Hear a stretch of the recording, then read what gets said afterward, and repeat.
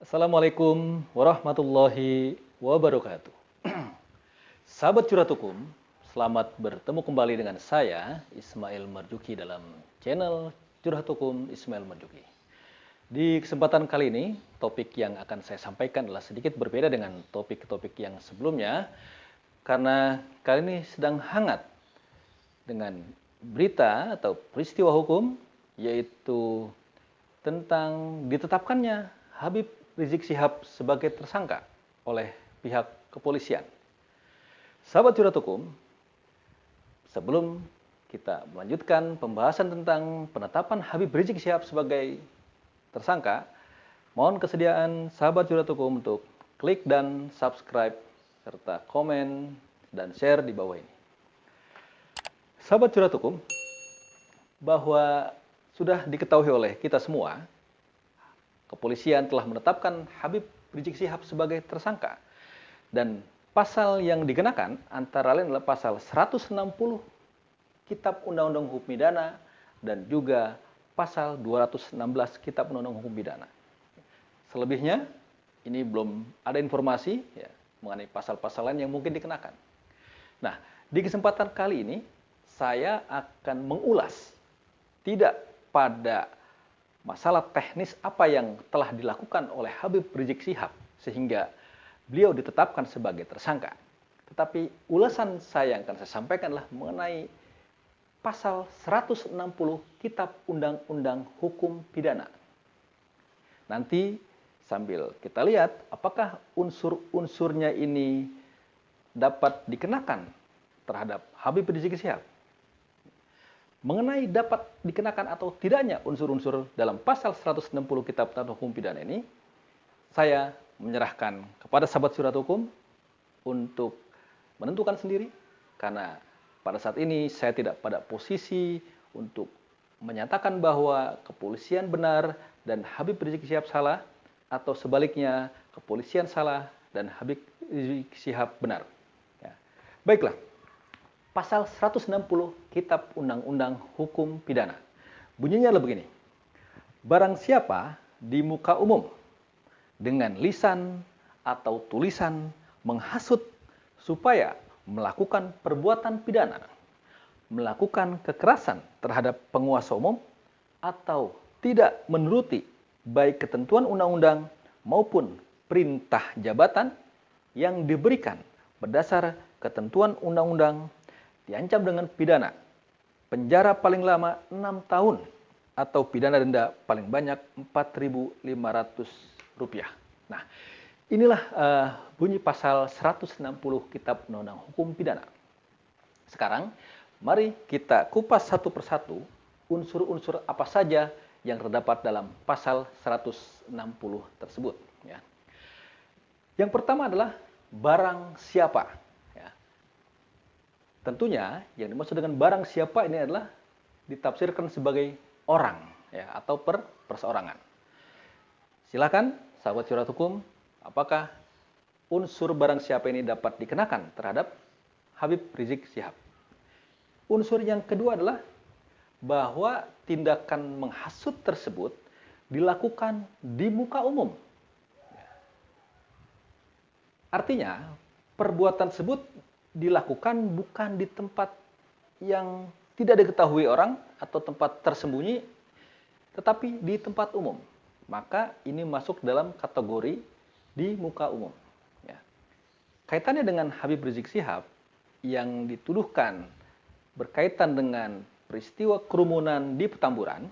Nah, apakah tempat di mana Habib Rizik Syihab menyampaikan sesuatu itu masuk dalam kategori di muka umum atau tidak? Ya, tentunya nanti penyidik atau kepolisian harus membuktikan bahwa Habib menyampaikan sesuatu yang dianggap menghasut itu disampaikan di muka umum. Jadi, dua unsur: pertama, barang siapa; yang kedua, di muka umum. Yang ketiga adalah unsur disampaikan secara lisan atau tulisan. Apakah Habib Rizik Syihab menyampaikan sesuatu yang disangkakan itu secara lisan? Kalau lisan sudah jelas, seperti yang saya sampaikan sekarang adalah lisan. Atau tulisan. Kalau dengan tulisan, maka penyidik harus mampu membuktikan ada tulisan yang memang dianggap menghasut. Kalau dengan lisan, maka penyidik harus mampu membuktikan bahwa Habib pernah menyampaikan sesuatu yang dianggap menghasut. Ya. Unsur yang ketiga adalah menghasut. Nah, ini unsur utamanya. Ya. Barang siapa di muka umum, ya, dengan lisan atau tulisan menghasut. Ya. Apa makna menghasut? Kalau kita lihat di dalam Kamus Besar atau Bahasa Indonesia, yang dimaksudkan dengan menghasut adalah suatu perwujudan untuk membangkitkan hati orang supaya marah. Ini menurut Kamus. Tetapi dalam pengertian lain, menghasut dapat dianggap sebagai ajakan atau membangkitkan atau membakar semangat orang untuk berbuat sesuatu. Nah, apakah memang pada saat itu Habib Rizik Syihab di Petamburan telah melakukan suatu ajakan yang sifatnya dengan sengaja untuk membakar semangat orang di muka umum? Ini harus dibuktikan oleh kepolisian. Yang ketiga,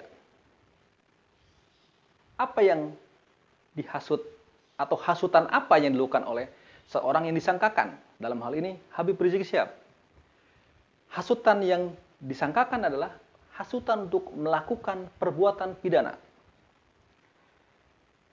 Harus dibuktikan apakah betul atau tidak Habib Rizik Syihab pada saat itu menghasut orang lain untuk melakukan perbuatan pidana.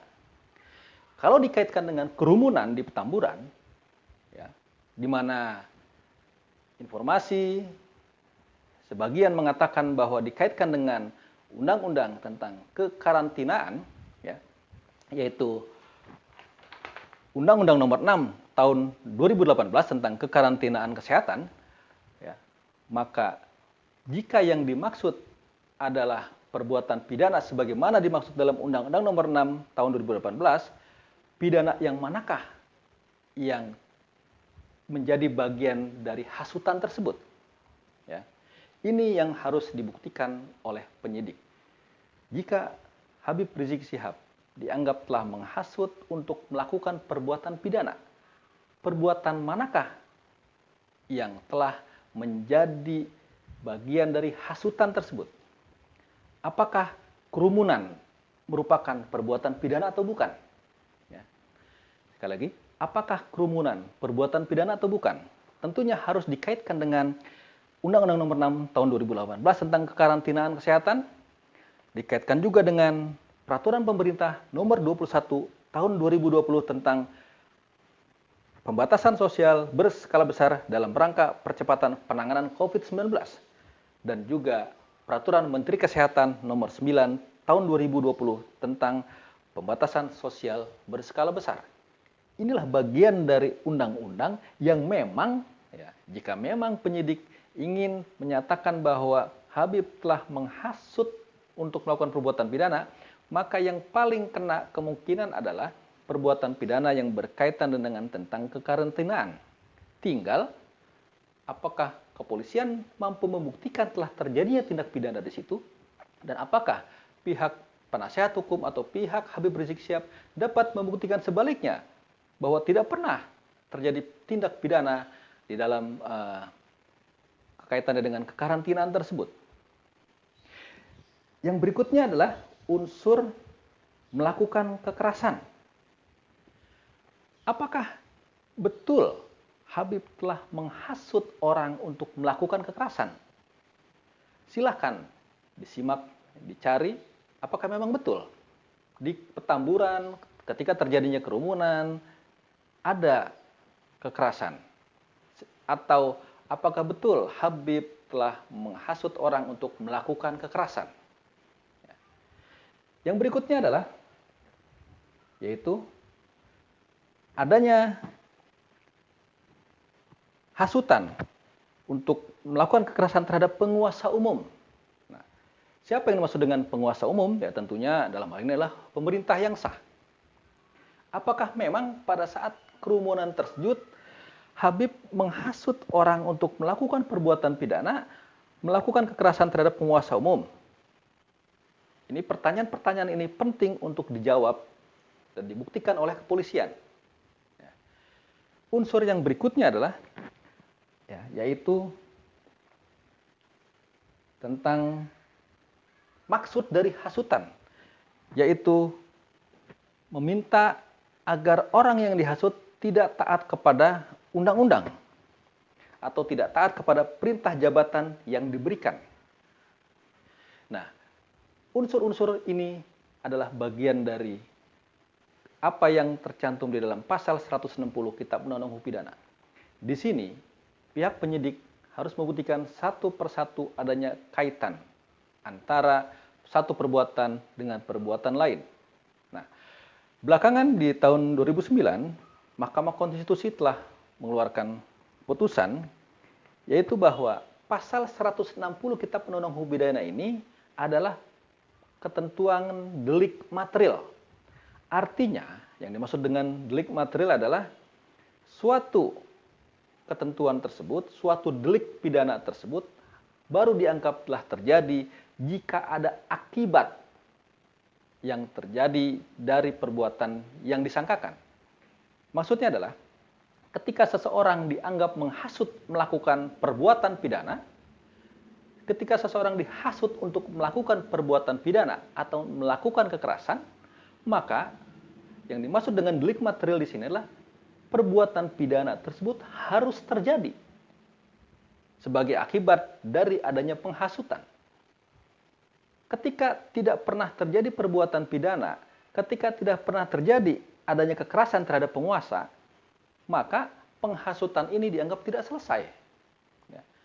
Katakanlah seseorang, siapapun dia, dituduhkan menghasut untuk melakukan perbuatan pidana atau menghasut untuk melakukan kekerasan terhadap penguasa, maka perbuatan pidana atau kekerasan terhadap penguasa umum tersebut harus terjadi. Ini yang dimaksud dengan delik material. Jika perbuatan pidana atau kekerasan terhadap penguasa umum itu tidak pernah terjadi, maka pasal ini tidak dapat dikenakan terhadap orang tersebut. Dengan kata lain, jika memang akibat dari perbuatan yang dianggap menghasut yang dilakukan oleh Habib Rizik Syihab, tapi tidak pernah terjadi perbuatan pidana, tidak pernah terjadi kekerasan terhadap penguasa umum, maka pasal ini tidak dapat dikenakan. Yang berikutnya adalah bahwa ancaman hukuman dari ketentuan pasal 160 ini adalah yaitu penjara 6 tahun atau denda Rp4.500. Nah, penjara 6 tahun ini mempunyai konsekuensi bahwa penyidik atau kepolisian dapat melakukan penahanan terhadap Habib Rizik Syihab. Kenapa?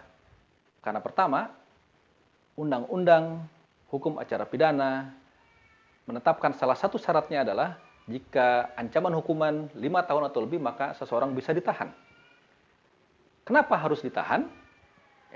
Bisa saja kepolisian menganggap bahwa sesuai dengan alasan-alasan penahanan, yaitu Habib mungkin akan melarikan diri, atau dianggap akan merusak atau menghilangkan barang bukti, atau dianggap akan mengulang lagi perbuatan pidananya.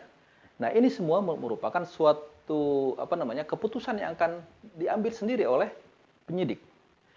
Sekali lagi, tinggal penyidik mampukah membuktikan unsur-unsur yang terdapat di dalam pasal 160 Kitab Undang-Undang Hukum Pidana tersebut, dan apakah pihak Habib Rizik Syihab dalam hari ini adalah penasihat hukumnya, apakah mampu membantah semua sangkaan yang disangkakan pihak penyidik kepada Habib Rizik Syihab. Tentunya kita berharap agar baik penyidik maupun Habib Rizik Syihab di sini betul-betul menemukan keadilan yang sebenar-benarnya. Menemukan suatu jalan keluar yang memang betul-betul sesuai dengan hukum, sesuai dengan rasa keadilan masyarakat. Saya, Ismail Marzuki, tidak menempatkan diri pada posisi untuk membenarkan salah satu pihak atau menyalahkan pihak yang lain.